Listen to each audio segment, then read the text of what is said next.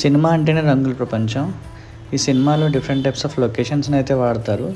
So temple scene కోసం అయితే temple sets వేస్తారు, కొన్నిసార్లు రియల్ టెంపుల్స్నే వాడతారు.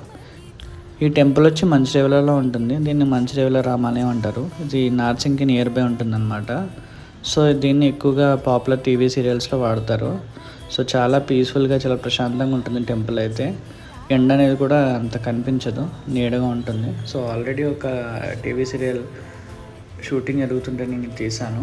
వాళ్ళ సెట్ వాళ్ళు మొత్తం అరేంజ్ చేస్తున్నారు సో షూట్ కోసం అని చెప్పి.